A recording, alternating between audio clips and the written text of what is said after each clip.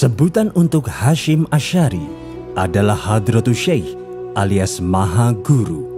Dalam bukunya yang berjudul Guruku Orang-orang dari Pesantren, Kiai Haji Saifuddin Zuhri yang pernah menjabat Menteri Agama Indonesia ke-10 pada masa Presiden Soekarno, yang juga ayah dari Menteri Agama di era Reformasi, Lukman Hakim Saifuddin, Hadratus Syekh Hasyim Asy'ari adalah tokoh besar yang sangat bersahaja.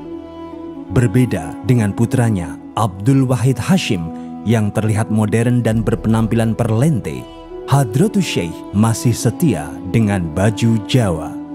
Pakaian yang dikenakan terlihat seperti piyama yang tak berkerah, berwarna putih kain katun, mengenakan sarung dan sorban, kemana-mana selalu membawa tongkat. Nah, waktu subuh, belum subuh, Bang Hasyim keluar tuh. Kan belum pakai tongkat tuh, tok di situ, terdengar suaranya. Kalau saya tok, waduh sampai buyar. Bayi Hasyim niku nggih menawi dinten Selasa menika nggih mulang ngaos Quran niku tiyang estri-estri. Kiai Haji Saifuddin Zuhri yang aktif di Gerakan Pemuda Ansor sejak 1939 dan pernah menjadi Komandan Divisi Hizbullah Jawa Tengah di bawah pimpinan Kolonel Sudirman pada peristiwa Palagan Ambarawa Oktober sampai Desember 1945 itu, menggambarkan sosok Kiai Haji Hasyim Asy'ari sebagai pribadi yang lembut tapi tegas dan berkarakter sebagai pemimpin. Memang tokoh ini sedikit sekali memiliki data sejarah, bahkan fotonya pun masih menjadi bahan diskusi yang panjang. Tetapi ia melahirkan putra yang memiliki reputasi besar sebagai salah satu perumus Piagam Jakarta dan Menteri Agama Republik Indonesia bernama Wahid Hasyim, serta memiliki cucu yang menjadi Presiden keempat Republik Indonesia bernama Abdurrahman Wahid. Peran Mbah Hasyim tentu tidak bisa dilepaskan karena sehari-hari beliau diwakili oleh Pak Wahid Hasyim. Jadi apa yang dilakukan oleh Pak Wahid Hasyim di dalam BPUPK, kemudian mencoret 7 kalimat Piagam Jakarta, mendirikan Kementerian Agama, dan lain-lain, itu semuanya tentunya diilhami oleh Mbah Hasyim dan disetujui oleh Mbah Hasyim.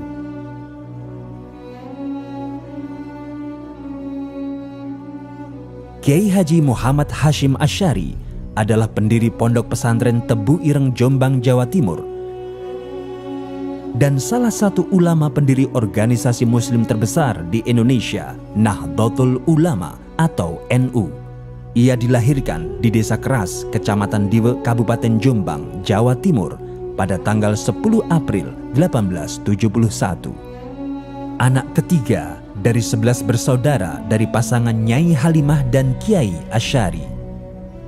Kiai Asy'ari sendiri adalah seorang ulama pejuang yang hijrah ke Jombang dari desa Tingkir, Jawa Tengah.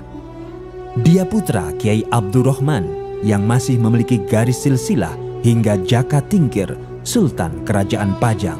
Dari Jaka Tingkir ini, Kiai Haji Muhammad Hasyim Asy'ari memiliki silsilah darah agung Brawijaya V dan Sunan Giri.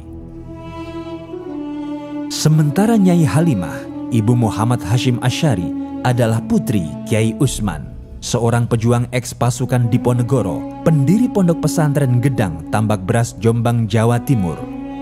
Kiai Haji Masduki dari Keras menyebutkan, Nyai Halimah memiliki nama panggilan Winih yang berarti benih, agar kelak menumbuhkan anak cucu yang mau melayani agama dan bangsa.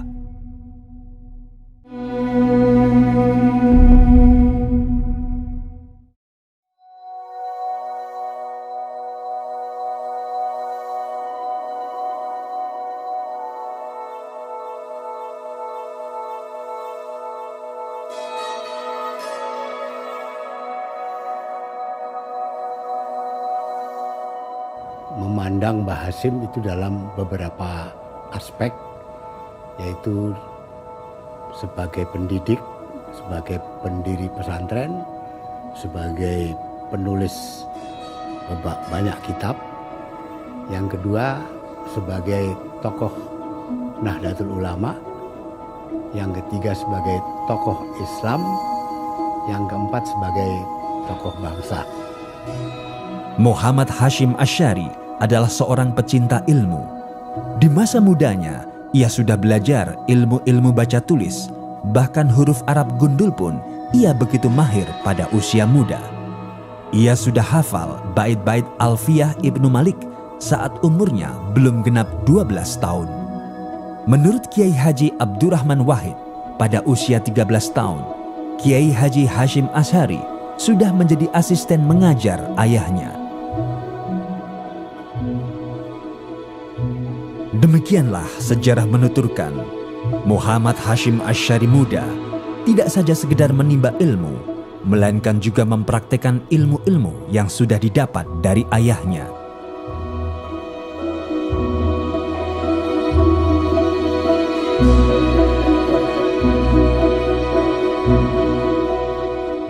Silsilah keilmuan Kiai Haji Muhammad Hashim Asy'ari dapat diketahui dari perjalanannya menuntut ilmu. Pada usia 13 tahun, Muhammad Hashim Asy'ari menimba ilmu dari Kiai Usman. Dalam asuhan kakeknya, ia mengenal para kiai dan ulama, pejuang kemerdekaan yang diawasi ketat oleh Belanda. Sebab Belanda tidak ingin pemberontakan yang dipelopori oleh para kiai dan ulama membuat mereka bangkrut seperti pada Perang Diponegoro. Setelah berguru kepada kakeknya, Muhammad Hashim Asy'ari muda melanjutkan kelananya ke pesantren Wonokoyo Probolinggo. Dari Wonokoyo, ia berguru lagi kepada Kiai Ahmad Soleh Langitan Tuban, kepada Kiai Khalil Kademangan Bangkalan, dan kepada Kiai Soleh Umar Darat Semarang. Kiai Haji Dimyati Rois Kalimungu menyebutkan ada 3 Kiai Soleh termasyhur saat itu yang menjadi guru Kiai Haji Muhammad Hashim Asy'ari, yaitu Kiai Soleh Umar Darat Semarang, Kiai Ahmad Soleh Langitan Tuban, dan Kiai Soleh Gresik. Ketika nyantri di Mbah Soleh Darat Semarang dan Langitan itulah Kiai Haji Muhammad Hashim Asy'ari berjumpa Kiai Haji Ahmad Dahlan, pendiri organisasi Muhammadiyah, yang kemudian bertemu lagi ketika keduanya menimba ilmu di Mekah. Jadi Hadratus Syekh ini, Mbah Hashim ini, saya kira hubungannya dengan Kiai Haji Ahmad Dahlan ini sangat dekat karena mereka belajar umumnya itu dengan guru-guru yang sama. Baik guru yang sama itu ada di halakah-halakah Masjidil Haram maupun juga di Madrasah Saulatiyah. Pada tahun 1890, Muhammad Hashim Asy'ari memperdalam ilmu tafsir kepada Kiai Yakub di Siwelan Panji Sidoarjo. Karena kecerdasannya, Kiai Yakub terpikat hati padanya. Hashim Asy'ari pun dipinang untuk menjadi menantunya, menjadi suami putrinya Khadijah. Berhasil menimba ilmu kepada ulama-ulama besar di tanah Jawa, Muhammad Hashim Asy'ari melanjutkan kelananya ke Mekah bersama istrinya. Namun gagal, istri dan anak pertamanya meninggal dunia ketika melahirkan.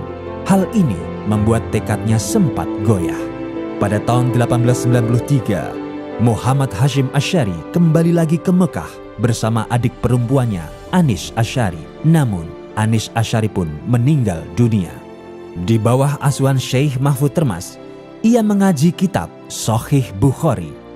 Ia mendapat ijazah sanad yang menandakan dirinya berhak mengajar kitab besar tersebut dan menyandang gelar Hadratus Syekh yang berarti Tuan Guru Besar.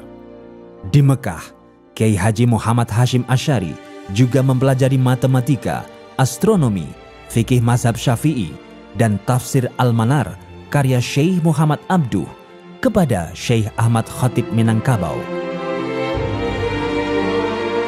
Nah, selain belajar di Saulatiyah, mereka juga ikut halakah-halakah yang dipimpin oleh ada ulama-ulama Nusantara seperti Syekh Ahmad Khatib Al-Minangkabawi. Sebelumnya itu ada juga Syekh Nawawi Al-Bantani, kemudian juga ada Syekh Mahfuz At-Termasi. Jadi biasalah murid-murid Jawi ini, murid-murid asal Nusantara ini ya merasa dekat sekali dengan ulama-ulama yang sudah bermukim di Makkah dan Madinah. Menurut Kiai Haji Dalharwatu Congol, Kiai Haji Muhammad Hashim Asy'ari juga menghafal Al-Quran kepada Kiai Ali Hafid Demak. Demikianlah berbagai disiplin ilmu didalami Kiai Haji Muhammad Hashim Asy'ari. Seakan tak pernah puas dengan ilmu yang telah dicapainya, ia pun terus belajar kepada guru-guru besar lainnya, di antaranya Syekh Nawawi Banten, Syekh Ahmad Amin Al-Athar, Syekh Ibrahim Arab, Syekh Said Yamani, Syekh Rahmatullah, Syekh Soleh Bafadol, Said Abbas Maliki, Said Alwi bin Ahmad Assegaf, dan Said Hussein Al-Habsyi.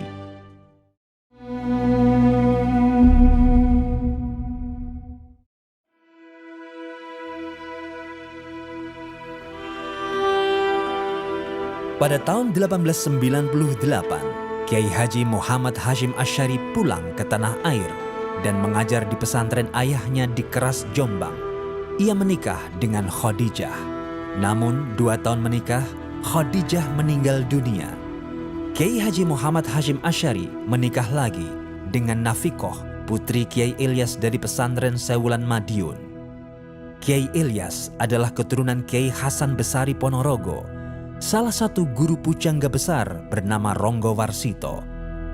Dari Nafikoh, Kiai Haji Muhammad Hashim Asy'ari dikaruniai 10 orang anak: Hanah, Khairiyah, Aisyah, Azah, Abdul Wahid, Abdul Khalik, Ubaidillah, Masuroh, dan Muhammad Yusuf.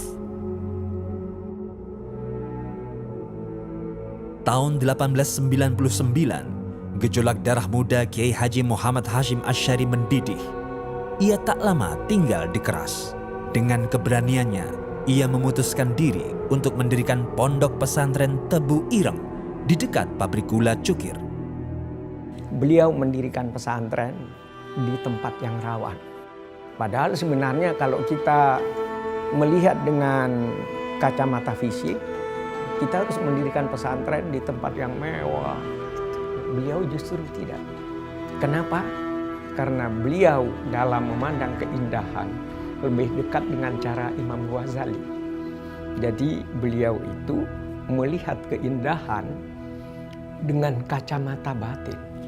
Jadi tempat yang rawan, tempat yang banyak premannya. Di dekat pabrik gula Cukir itu, Kiai Haji Muhammad Hashim Asy'ari menghadapi dunia hitam yang marak dengan kekerasan dan prostitusi. Setiap malam, pondok pesantren Tebu Ireng diteror dan diancam oleh centeng-centeng suruhan Belanda. Santri-santri mengambil tempat tidur di tengah-tengah bilik mereka agar tak tertusuk senjata tajam. Kawasan Cukir pada era itu adalah simbol dari 3 kegelapan, yaitu kolonialisme Belanda, lokalisasi pelacuran, dan tempat mangkal para preman. Kehadiran Kiai Haji Muhammad Hashim Asy'ari untuk mendirikan pondok pesantren Tebu Ireng di tempat itu jelas membutuhkan keberanian dan nyali, selain kesiapan ilmu dan laku. Pada tahun 1900, Kiai Abbas dari Buntet Cirebon datang ke Tebu Ireng bersama kakak kandungnya, Kiai Soleh Zamzam Benda Kerep, Kiai Abdullah Pengurangan, dan Kiai Samsuri Wanatar untuk nyantri pada Kiai Hashim Asy'ari. Di pesantren Tebu Ireng, para pendekar muda dari tanah Sunda ini turut membantu santri-santri Tebu Ireng dari banyaknya gangguan para penjahat.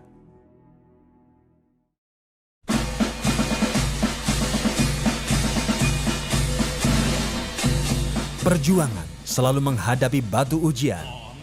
Ketika kezaliman kolonial Belanda belum sepenuhnya berakhir, datanglah kekejian penjajah Jepang ke tanah air.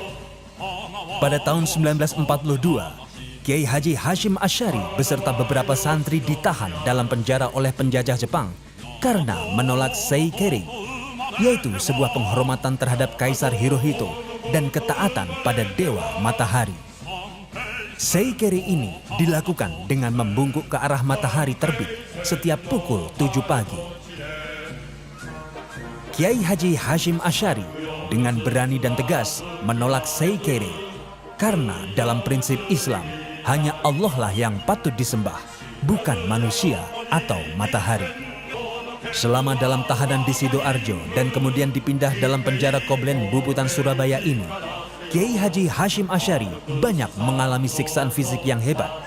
Bahkan salah satu jari tangannya remuk hingga tidak dapat digerakkan.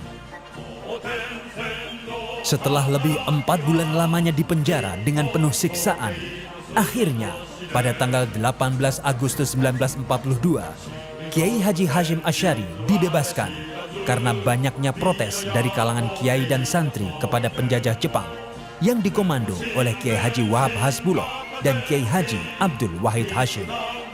Maka kemudian sangat sedih Hasyim ketika keluar dari penjara melihat orang-orang yang sudah sangat begitu semangatnya untuk segera menata diri menuju kepada kemerdekaan, ini menjadi orang lumbrak-lumbruk, bahkan bangga ketika harus berpenampilan kumal keluar dari pesantren ben diarani ahli tasawuf.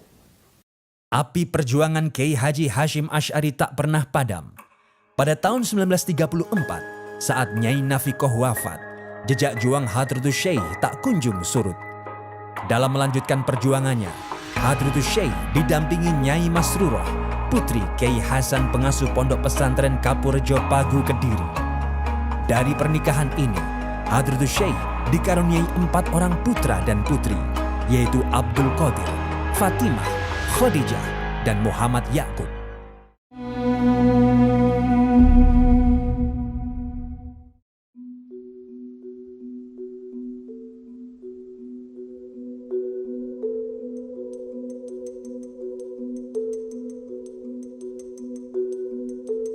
Kiai Haji Muhammad Hashim Asy'ari tidak mencukupkan keberhasilan untuk dirinya sendiri.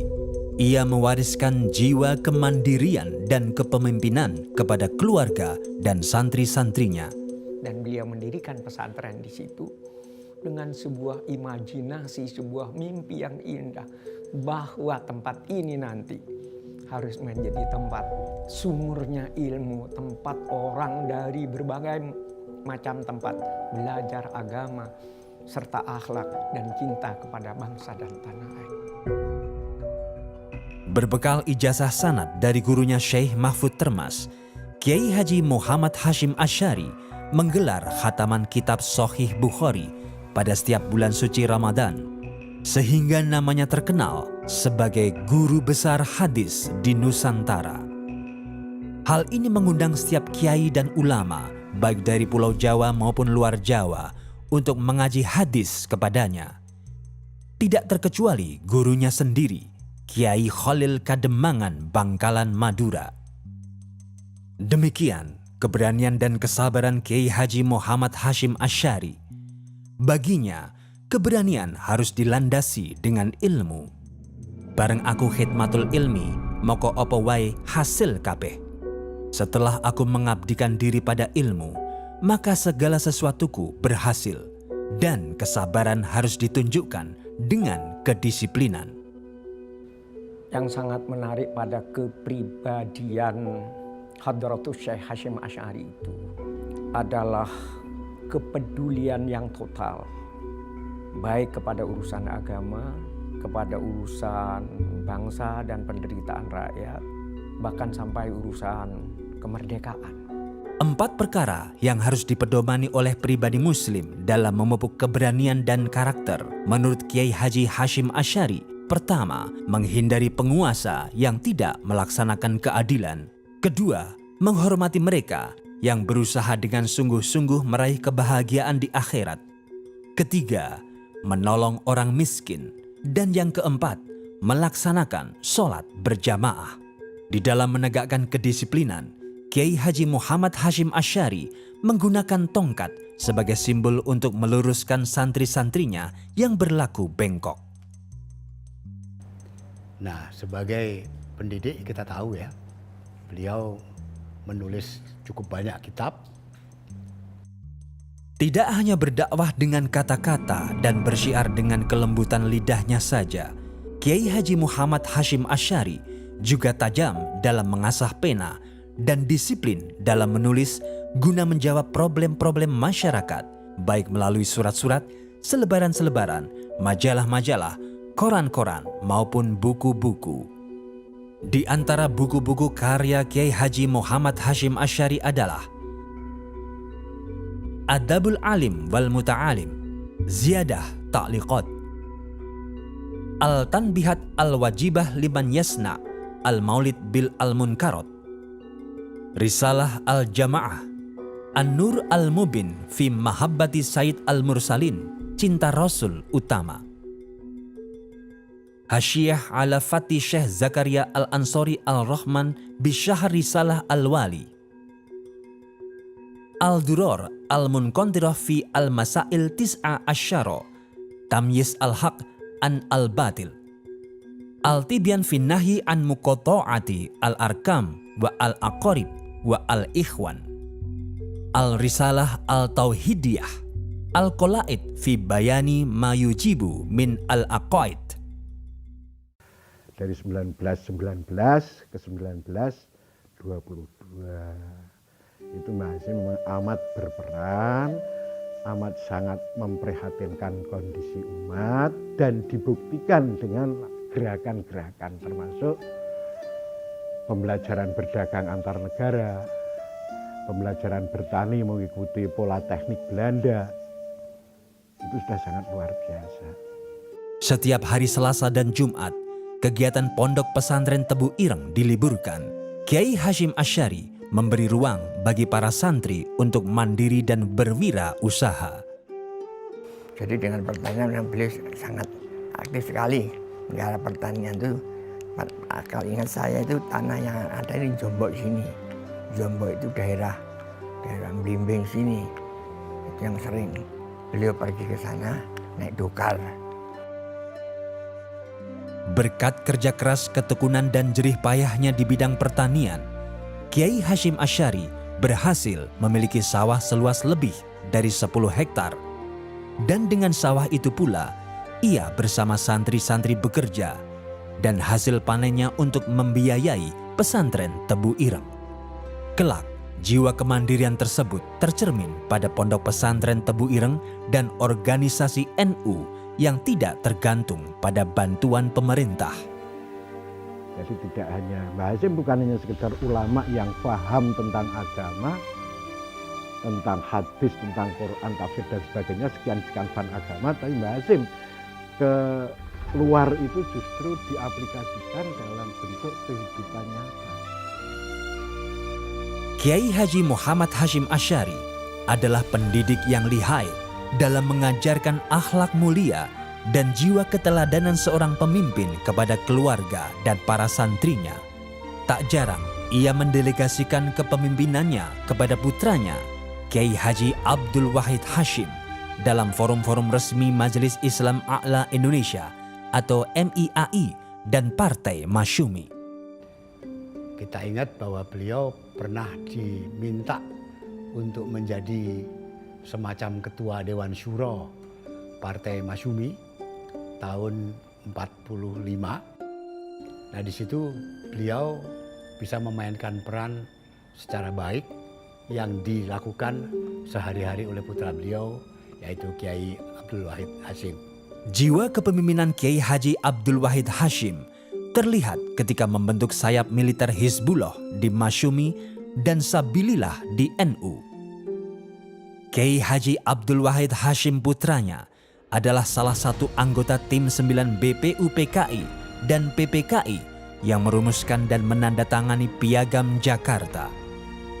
Jadi apa yang dilakukan oleh Pak Wahid Hashim di dalam BPUPK, kemudian mencoret 7 kalimat Piagam Jakarta, dan sebelumnya oleh Jepang diminta menjadi ketua Sumubu atau kantor urusan agama Jepang, mendirikan Kementerian Agama dan lain-lain, itu semuanya tentunya diilhami oleh Mbah Hasim dan disetujui oleh Mbah Hasim.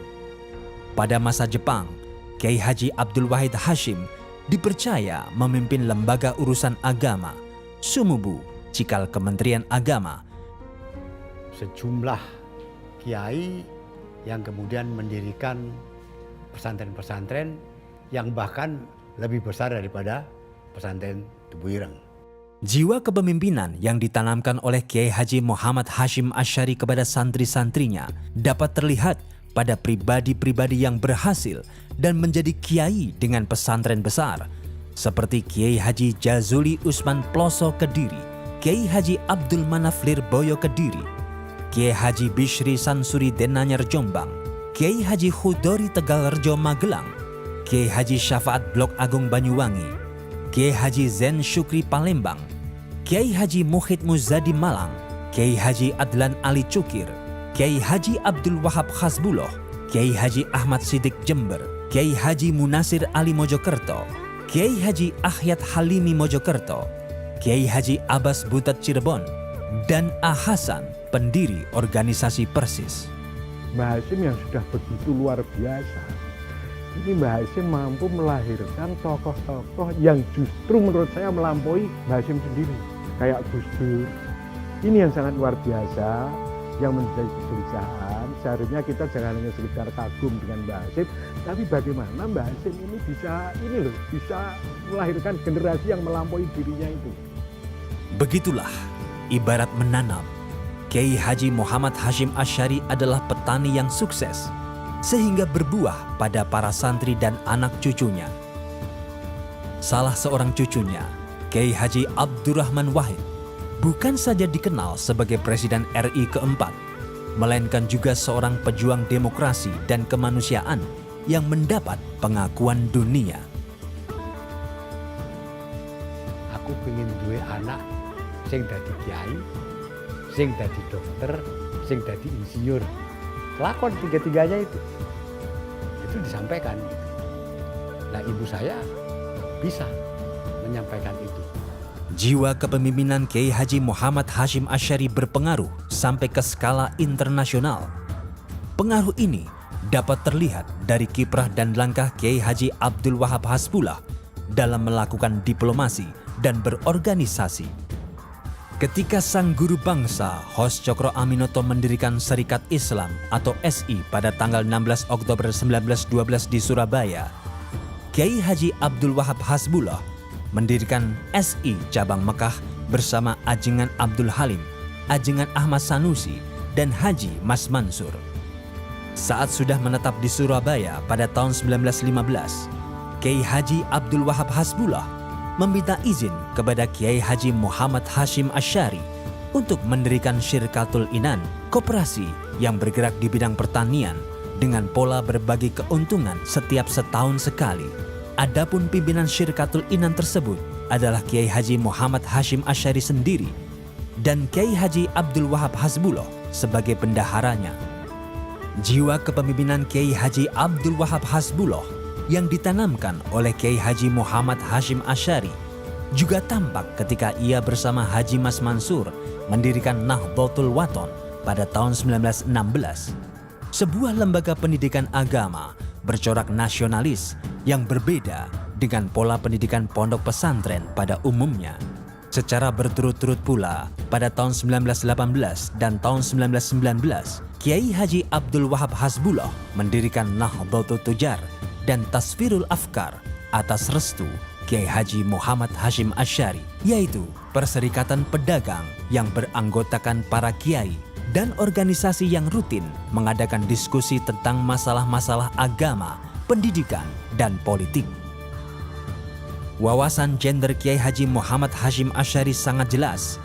Melalui Nyai Khoriyah Hashim putrinya, ia mendorong kaum perempuan untuk tampil dan menjadi penggiat pendidikan perempuan yang mandiri.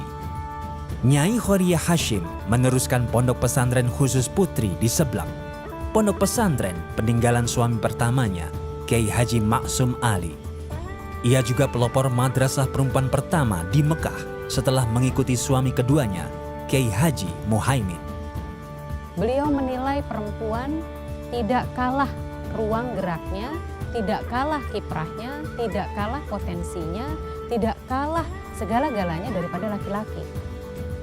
Karena itu beliau memberikan ruang yang besar juga kepada perempuan-perempuan yang hadir dalam kehidupan beliau. Istri beliau seorang pejuang, ikut mengurus kemaslahatan umat di sekitar Pondok Tebu Ireng.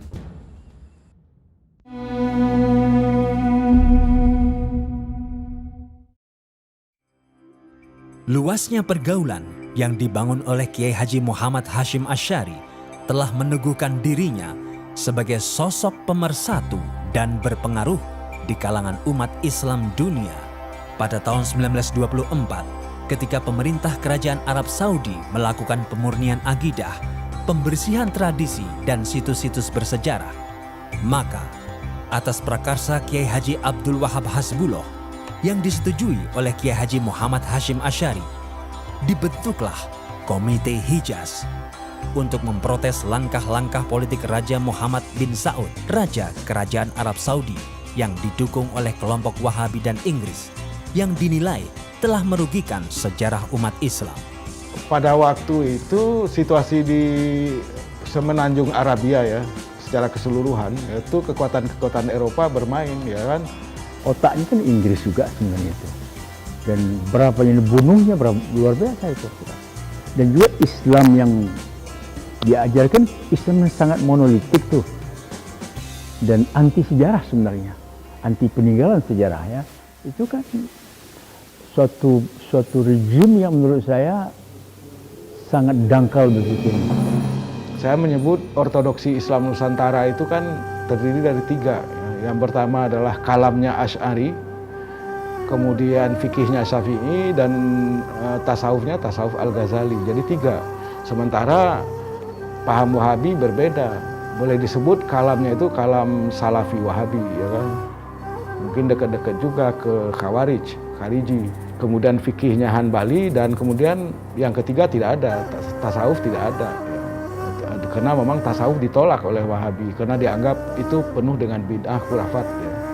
Jadi saya kira Komite Hijaz dalam konteks itu sangat penting, merupakan satu momen historis dalam menjamin keberlangsungan tradisi Islam Indonesia.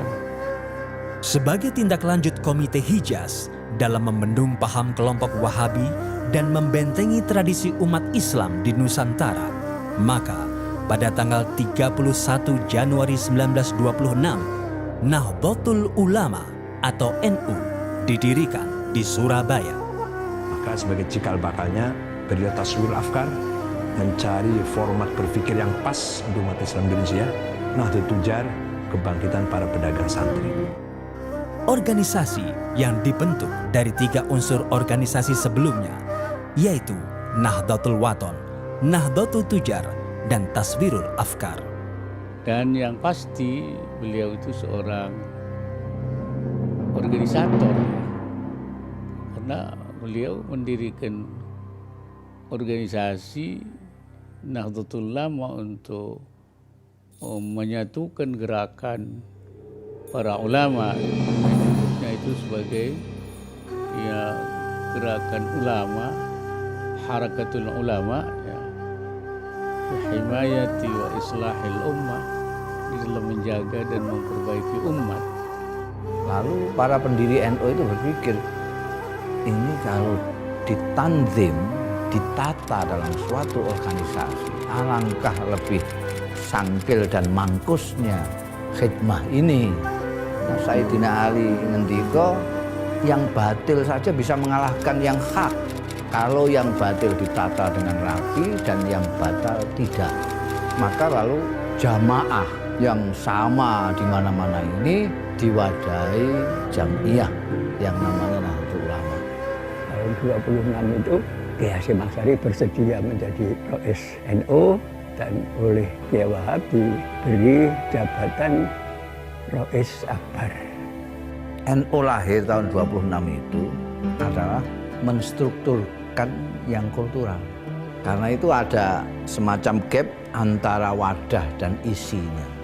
Wadahnya modern, isinya tradisional. Lahirnya Nahdlatul Ulama tidak lepas dari dukungan banyak kiai dan ulama di Nusantara. Menurut Kiai Haji Ali Maksum Krapyak Yogyakarta, dalam pidatonya selaku Rois Am PBNU, sebagaimana ditulis dalam majalah Bangkit, pada tahun 1912, setelah Persyarikatan Muhammadiyah didirikan, ada 3 kiai yang sowan kepada Hadratus Syekh di pesantren Tebu Ireng untuk melaporkan hal itu dan memohon kepada Hadratus Syekh agar mendirikan wadah bagi para kiai, ulama, dan umat dalam memperjuangkan kokohnya Ahlus Sunnah wal Jamaah di tanah air. Ketiga kiai yang sowan kepada Hadratus Syekh itu adalah Kiai Haji Imam Wonokromo Yogyakarta, Kiai Haji Dalharwatu Congol Muntilan, dan Kiai Haji Raden Asnawi Kudus. Tapi bapak saya, ibunya orang Palembang, bapaknya orang Surabaya. Mbah saya dari Pasar Turi. Dan sekolahnya di Pesantren Tepiran. Jadi nggak perlu dikasih kartu anggota NU lagi, Pak. Sudah menjadi warga NU. Pada organisasi Nahdlatul Ulama ini pula, tampak kemampuan Kiai Haji Muhammad Hashim Asy'ari sebagai peletak dasar ideologi dan benteng Ahlus Sunnah wal Jamaah. Melalui konun asasi organisasi NU, ia menegaskan 4 mazhab, Hanafi, Maliki, Syafi'i, dan Hambali di bidang hukum Islam. Mengikuti Imam Al-Ghazali dan Imam Junaid Al-Baghdadi di bidang tasawuf, serta Imam Abul Hasan Al-Asy'ari dan Imam Al-Maturidi di bidang teologi. Konun asasi itu bahasa Indonesianya anggaran dasar. Konun itu anggaran, undang-undang, asasi itu dasar. Kemudian biasanya anggaran dasar itu didahului oleh mukadimah atau pendahuluan. Mukadimah konun asasi itu pertama kali diucapkan oleh Hadratus Syekh Hashim Asy'ari ketika akan membuat anggaran dasar. Dan pidato itulah yang kemudian menjadi mukadimah konun asasi. Jadi konun asasi sebenarnya adalah patokan strategis untuk NU di mana melandingkan agama ke Indonesia. Kenapa NU harus punya anggaran dasar, punya konun asasi? Karena kalau tidak punya konun asasi, NU tidak akan punya hak badan hukum reh mersun. Ketika datang pengesahan dari pemerintah Banda, konun asasi itu juga dipidatokan lagi mukadimah itu oleh Hashim Asy'ari. Yang saya tangkap dari mukadimah konun asasi itu pertama iman dan takwa, kedua persatuan di kalangan kaum muslimin, juga itu masalah kehidupan bermadhab. Oleh karena itu apapun yang terjadi, apa yang tercantum dalam mukadimah konun asasi tidak bisa berubah. Muktamar kapan saja tidak bisa merubah mukadimah konun asasi. Konun asasi ini yang menjadi landasan sikap organisasi NU yang bersifat tawasud, moderat, tasamuh, toleran, dan tawazun berimbang dalam mengawal Pancasila, Bhinneka Tunggal Ika, Negara Kesatuan Republik Indonesia, dan Undang-Undang Dasar 1945. Kiai Haji Hashim Asy'ari sebagai Hadratus Syekh dan juga pendiri Nahdlatul Ulama itu cenderung dikira orang sebagai figur yang konservatif. Padahal sebetulnya beliau adalah figur yang sangat progresif. Kalau tidak ya tentu saja tidak ada Nahdlatul Ulama. Nahdlatul Ulama didirikan dengan nilai-nilai prinsipil yang sangat kuat. Prinsip itu adalah prinsip tasamuh, tawazun, tawasud, i'tidal, dan amar ma'ruf nahi mungkar. Jiwa pemersatu dalam diri Kiai Haji Muhammad Hashim Asy'ari juga muncul ketika ia menggalang kekuatan politik umat Islam untuk melawan penjajah. Pada tanggal 18-20 September 1937, ia menggagas Majelis Islam A'la Indonesia atau MIAI, sebuah lembaga federasi organisasi-organisasi umat Islam. Kiai Haji Muhammad Hashim Asy'ari terpilih sebagai pimpinan yang didukung oleh Kiai Haji Mas Mansur dari Muhammadiyah dan Wondo Amiseno dari Syarikat Islam. Kiai Haji Muhammad Hashim Asy'ari menjadi wakil MIAI ini di Volksstraat, Parlemen masa Belanda, dalam mengusung aspirasi umat Islam seperti pengesahan Undang-Undang Perkawinan. Dan ketika Partai Politik Majelis Syuro Muslimin Indonesia atau Masyumi terbentuk pada tanggal 24 Oktober 1943, Kiai Haji Muhammad Hashim Asy'ari terpilih lagi sebagai Rais Syuriah atau pimpinan tertinggi. Menurut Profesor M. Syafi'i Ma'arif, jika Kiai Hashim tidak wafat pada tahun 1947, Partai Masyumi tidak akan dibubarkan. Dan sesungguhnya orangnya pemersatu umat lah. Umpamanya beliau tidak wafat tahun 47 ya, belum tentu loh Masyumi itu pecah. Perjuangan Kiai Haji Hashim Asy'ari di dalam melawan penjajah tidak saja melalui pergerakan politik dan fatwa-fatwa agama belaka. Berbagai cara ditempuh olehnya, termasuk di bidang kesenian. Kedekatan Kiai Haji Hashim Asy'ari terhadap keluasan seni tampak pada santrinya Asmuri atau ayah pelawak Sri Mulat Asmuni. Asmuri adalah seorang tokoh pemeran ludruk. Pada suatu hari, Asmuri dipanggil oleh Kiai Haji Hashim Asy'ari. "Ri, awakmu ojo ngludruk ae, gawe ono gambus," ujarnya. Setelah ditegur oleh gurunya, Asmuri pun menggelar kesenian gambus di pondok pesantren Tebu Ireng yang kemudian diberi nama Al-Misri.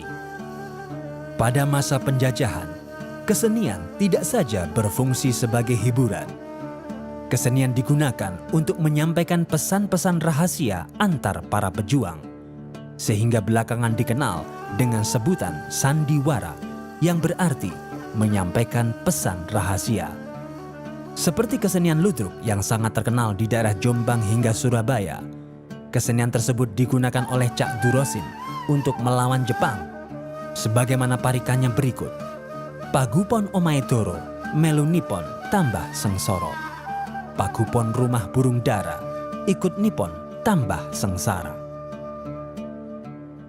Menurut Kiai Haji Abdurrahman Wahid, kesenian ludruk sebagai media penyampai pesan dari kalangan pondok pesantren tidak menggunakan pemeran perempuan sesuai ketentuan hukum Islam.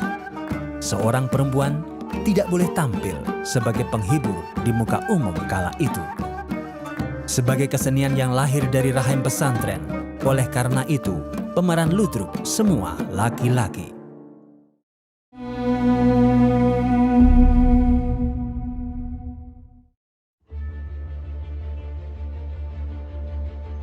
Sejak kekalahan Jepang dalam Perang Dunia Kedua dan proklamasi kemerdekaan Republik Indonesia tanggal 17 Agustus 1945 dikumandangkan, perlawanan dan perebutan senjata-senjata Jepang terjadi di mana-mana.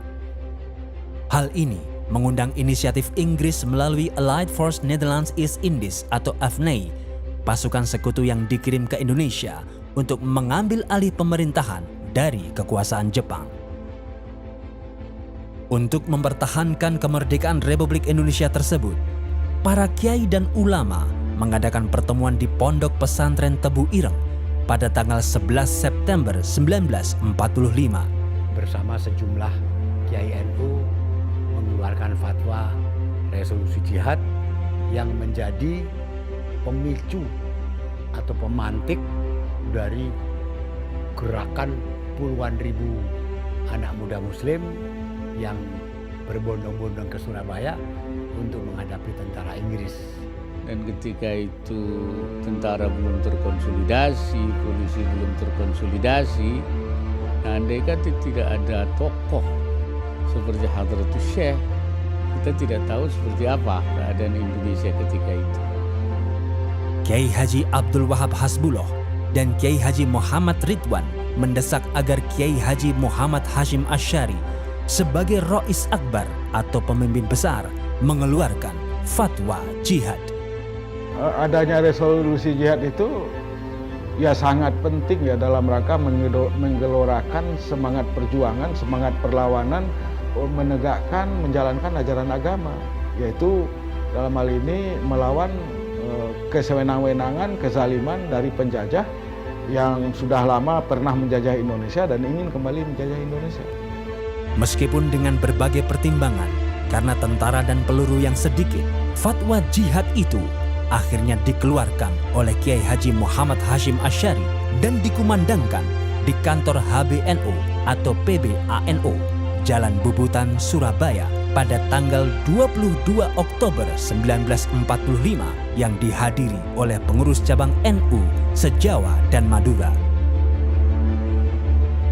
Para ulama, para kiai bersama masyarakat yang taat kepada kiai sangat-sangat anti dengan penjajah. Beberapa kiai banyak sekali menjadi pahlawan yang tidak dikenal, yang berkorban dengan jiwanya melawan penjajah Belanda itu. NU yang dipimpin oleh Hadratus Syekh dan kiai-kiai sepuh pada waktu itu menanamkan kepada orang NU seperti halnya kiai-kiai pesantren menanamkan kepada santri-santrinya bahwa kita itu orang Indonesia yang beragama Islam, bukan sekedar orang Islam yang kebetulan di Indonesia. Sehingga kalau ada sesuatu yang mengancam Indonesia, otomatis sebagai orang Indonesia tidak usah disuruh siapa-siapa, tidak usah ditanya kontribusi segala macam, itu rumah-rumahnya sendiri. Di sini, menurut sejarawan Kunto Wijoyo, karisma Kiai Haji Muhammad Hashim Asy'ari mampu membangkitkan kesadaran mekanik perlawanan para ulama yang tercerai menjadi kesadaran organik yang dahsyat. 25 Oktober 1945, ketika Inggris menurunkan 6.000 tentara di Surabaya yang ditunggangi oleh Netherlands Indies Civil Administration atau NICA yang menewaskan Brigadir Jenderal Malabi dalam insiden kontak senjata di Jembatan Merah Surabaya pada tanggal 30 Oktober 1945. Mayor Jenderal A.C. Mansell, pengganti Brigadir Jenderal Malabi, mengeluarkan ultimatum kepada pasukan Indonesia di Surabaya agar menyerahkan senjata tanpa syarat pada tanggal 9 November 1945. Ia mengerahkan kekuatan darat, laut, dan udara untuk membombardir kota Surabaya. Mendengar informasi bahwa NICA membonceng sekutu akan menyerang ke Surabaya, Bung Karno minta fatwa kepada Kiai Haji Hashim Asy'ari. Fatwa jihad. Itulah lahirnya resolusi jihad. Fatwa jihad yang dikeluarkan oleh Rois Akbar Kiai Haji Muhammad Hashim Asy'ari yang kemudian dikenal sebagai resolusi jihad tersebut telah menggelorakan semangat Bung Tomo untuk mengumandangkan perang semesta pada tanggal 10 November 1945. Fatwa jihad dari Syekh Hashim Asy'ari saya rasa belum tentu lah ya. Bung Tomo begitu berkibar ya, berkobar mengucap Allahu Akbar itu ya, takbir itu. Akhirnya dia merasa mendapat dukungan spiritual yang luar biasa dari ini. Jadi seorang ulama besar ya. Bismillahirrahmanirrahim. Allahu Akbar, Allahu Akbar, Allahu Akbar. Saudara-saudara, rakyat selatan di seluruh Indonesia,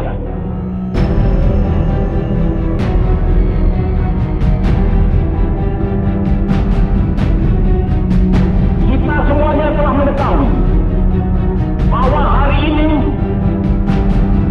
tentara Inggris telah menyebarkan pamflet-pamflet yang memberikan suatu ancaman kepada kita semua.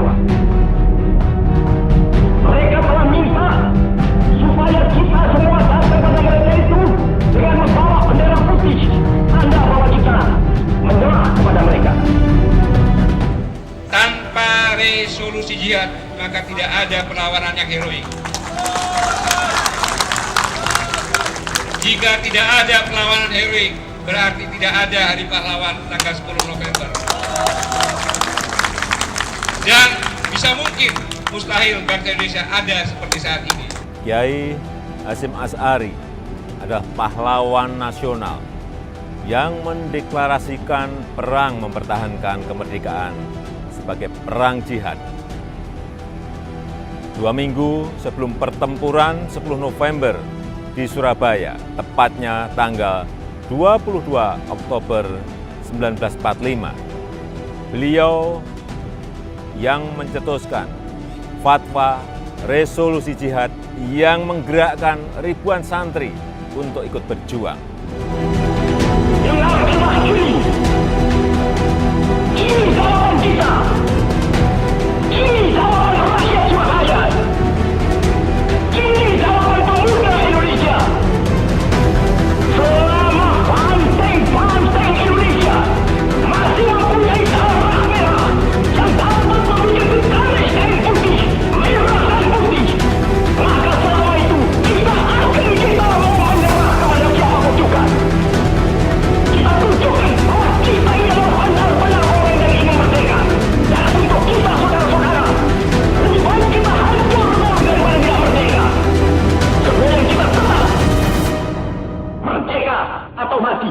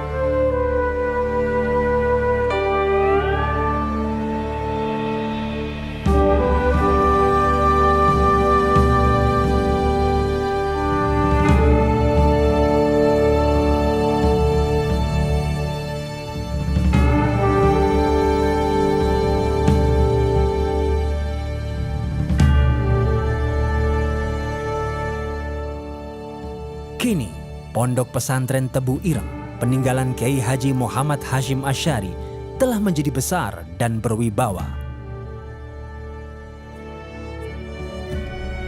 Tradisi salafiyah sebagai ciri khas pondok pesantren masih dipertahankan. Seperti Ma'had Ali, kajian kitab kuning, dan khataman kitab hadis Sahih Bukhari setiap bulan suci Ramadan. Dilengkapi pula dengan sistem pendidikan modern seperti SMP dan SMA A. Wahid Hashim, Madrasah Sanawiyah dan Madrasah Aliyah Tebu Ireng, SMA Sains Tebu Ireng, Universitas Hashim Asy'ari, dan Yayasan Pemikiran Kiai Haji Muhammad Hashim Asy'ari.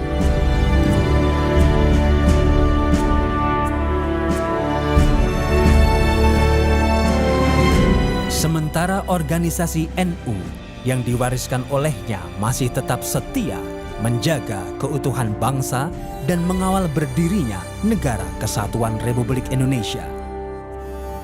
Memang Indonesia ini bukan negara Islam, bukan Darul Islam, tapi juga bukan Darul Kufri, bukan negara kafir, dan juga bukan negara perang, bukan Darul Harb. Karena itu beliau memilih negara kesepakatan.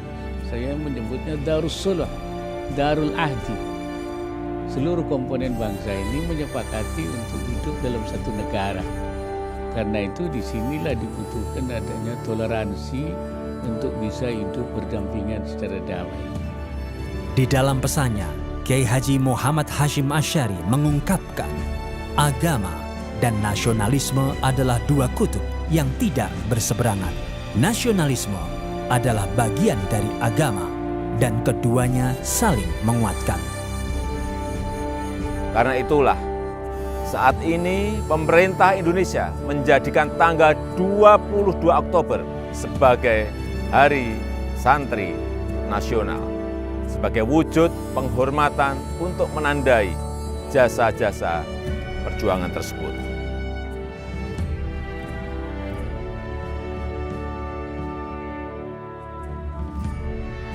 Selain mendapat gelar pahlawan nasional dari pemerintah Republik Indonesia, dijadikan nama jalan di berbagai kota, nama besar Kiai Haji Hashim Asy'ari juga diharumkan sebagai nama Masjid Raya di Jakarta Barat yang telah diresmikan oleh Presiden ke-7 Republik Indonesia, Insinyur Joko Widodo. Mengucap Bismillahirrahmanirrahim, saya resmikan Masjid Raya Kiai Haji Hashim Asy'ari di Jakarta Barat, DKI Jakarta.